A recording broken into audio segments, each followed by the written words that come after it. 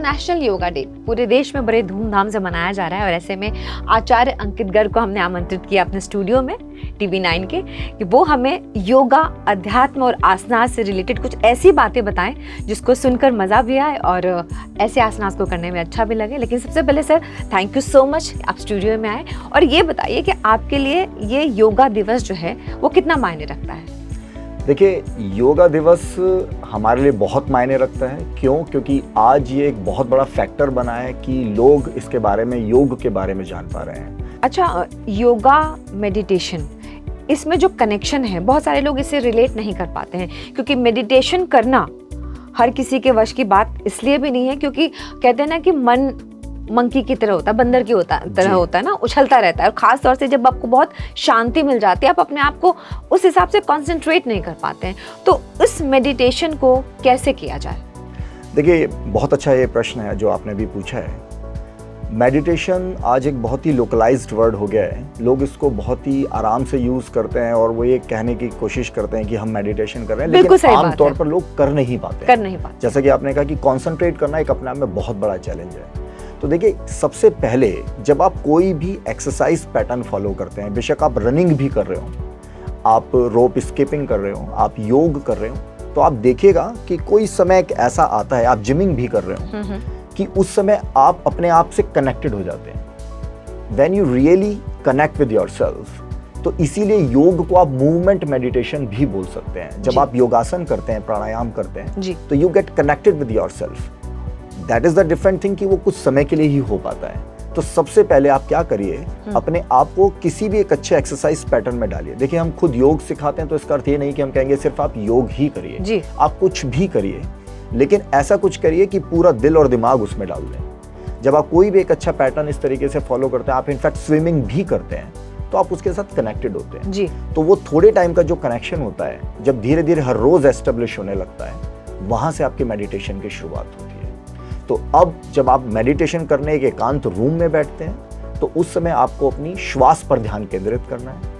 तो जो आपने जो अभ्यास किया स्विमिंग के दौरान या योग आसन करने के दौरान या जिमिंग के दौरान, जो आपके स्पॉन्टेनियसली आपके अंदर समा गया करने के दौरान, अब जब आप मेडिटेशन का उसको प्रयास करेंगे, तब आप उसका इस्तेमाल स्वतः ही कर पाएंगे और तब आप देखेंगे कि अब आप थोड़ा बेहतर कॉन्सेंट्रेट कर पा रहे हैं। हाँ, क्योंकि कॉन्सेंट्रेशन इज द की। अगर कंसंट्रेट कर लिया, फिर तो कोई, मुझे लगता है अगर आप योगा भी करें, किसी भी तरीके का योगासन कर रहे हैं, अगर कंसंट्रेशन नहीं है, अगर दिमाग कहीं और है, तो मुझे नहीं लगता कि वो बहुत ज्यादा फायदा पहुंचाती है। बिल्कुल, ये बिल्कुल सही बात है आपकी। अगर आपका दिमाग कहीं और है और आपकी बॉडी के साथ आप कुछ भी कर रहे हैं, तो दोनों के बीच में अगर कनेक्शन नहीं है, तो आप उसका पूर्ण रूप से फायदा भी नहीं ले सकते। इनफैक्ट इंजरी होने के चांसेस हो जाते हैं। एग्जैक्टली। तो सबसे पहले आपको ये एक अपनी आदत बनानी है। जब ये आपकी आदत आपके सबकॉन्शियस माइंड में सेट हो जाती है, तब आप ट्यून हो जाते हैं कि अब आप कंसंट्रेशन करने लगे हैं, आप कंसंट्रेशन को अचीव कर चुके हैं। और फिर जब आप मेडिटेशन के लिए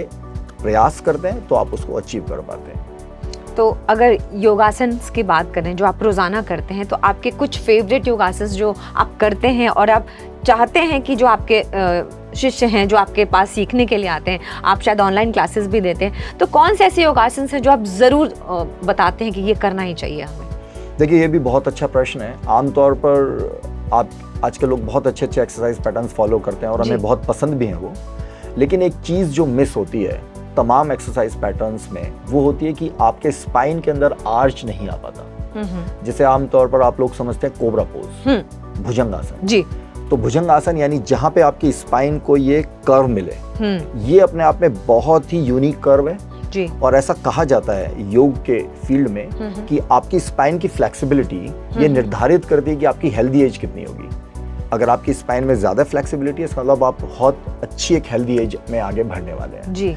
तो हमारे, अगर जैसा आपने मुझसे पूछा, तो मुझे स्पाइन में जहाँ पे आर्च होता है वो आसन जरूरत से ज्यादा पसंद है। उसमें आप कोबरा पोज यानी भुजंगासन, चक्रासन जिसमें आप इन्वर्टेड डी बोलते हैं, इसी तरीके से एक शलभ आसन होता है जिसे लॉकस्ट पोज बोलते हैं, तो धनुरासन होता है जिसे बो पोज बोलते हैं। तो ये आसन मुझे बेहद पसंद है। सर, जाते जाते एक बार दर्शकों को योगा डे की बधाई दे दें। जी, सभी को बहुत बहुत बधाई आज इंटरनेशनल योग डे पर। और आप सभी से अनुरोध है कि आप योग को अपने जीवन में उतारें और ना केवल योग से आप निरोगी रहेंगे, जीवन में स्वस्थ रहेंगे, व्यस्त रहेंगे, मस्त रहेंगे, आनंदित रहेंगे। और इन्हीं शुभकामनाओं के साथ आपका बहुत बहुत धन्यवाद। योगा से होगा।